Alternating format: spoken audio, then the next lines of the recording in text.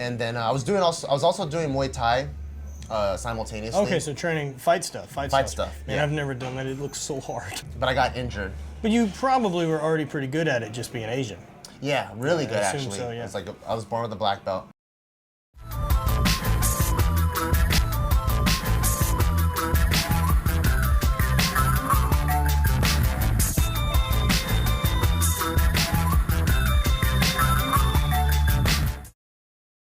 So how did it all start, man? How did you get into powerlifting? So this is a funny story because you know, I'm a comedian. Right. So with YouTube, I'm a comedian. I write, and then I started acting in them, and then people be like, "Oh, this guy's kind of swole," and especially for like I guess a stereotypical Asian guy. Yeah, right. See too many guys that are very big. And so I started putting up just like workout vlogs. Yeah. Not teaching anything, but just kind of the workouts I did for the day.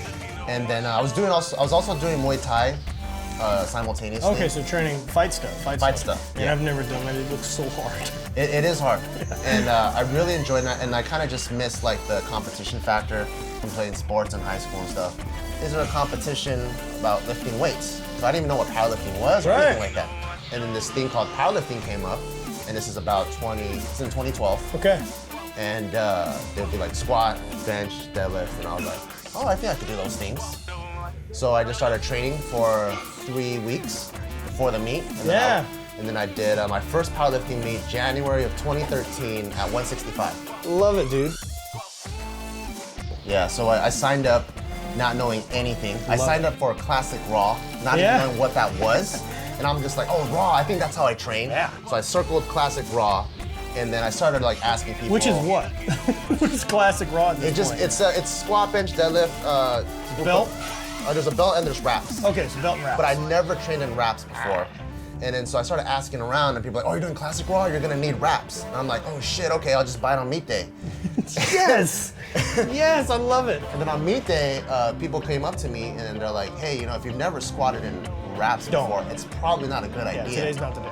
So I'm like, all right, so I'll just stick to, I went sleeveless, I didn't know what sleeves were. No, it's great. So I competed, and then afterwards, the federation president, he came up to me, and he was like, hey, I don't think you did classic raw. I'm gonna put you back into just raw. And I'm like, all right. So I just did that. And then the powerlifting community at the time was just, it was just so welcoming. Like the guy I competed against. That's the best, dude. He was a veteran, so I was a 165er. He was a 165er, but he was like top 5 in the nation. He let me borrow his belt. He like was helping me in the warm-up room, and I'm just like, this is so cool. So I think because of how welcoming the powerlifting community was at the time, I was just like, man, this is awesome. I want to learn more about the sport. And then so as soon as I got home, I started Googling, and then I think the first like legit program I came across was the conjugate method. Right. And I started learning about comedy and resistance. And everyone's first. Yeah, max effort, dynamic effort. I think Louis Simmons just is like an SEO genius or something. Yeah, he's just type in powerlifting, that's like the first thing that pops up. Of course it is, right? And then so now I go to Home Depot, I buy chains, and I buy these pants. And I go in the commercial gym, and now everyone thinks I'm fucking crazy. I love it. It's the exact same story for the same way. I was like, I'm at Home Depot building stuff that doesn't make sense. Yeah, so I started bringing it into the gym, and then everyone's like, wait, I thought you used to do like this cardio jump rope type stuff. Like, what's up with all these chains? Are you just trying to be more hardcore? And I'm like, no, you guys don't know what West Side is? They're like, no, what the hell is that? I'm like, dude, you gotta move fast, man. You gotta move fast.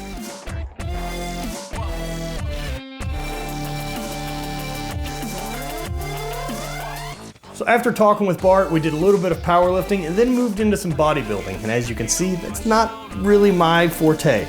So I got to learn a little bit about how that type of a workout goes, and he showed me some things that I'm not used to. So it was really great getting to learn something from Bart. And also what I like to do with bodybuilding is one day I'll do a heavy barbell with a little bit of cheat in it. Yeah. And then so it just really overloads the like bicep. An overload. Yeah. And then one day it's just like isolation, just making sure I squeeze. I like to pause at the bottom, just so it eliminates the stretch reflex. Okay.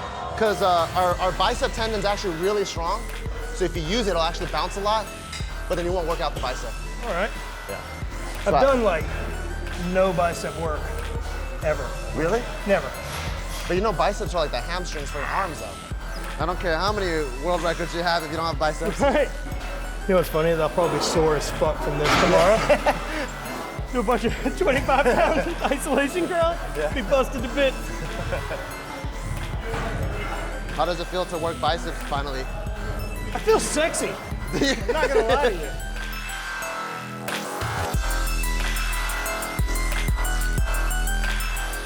I'll try to sit a little bit more straight up.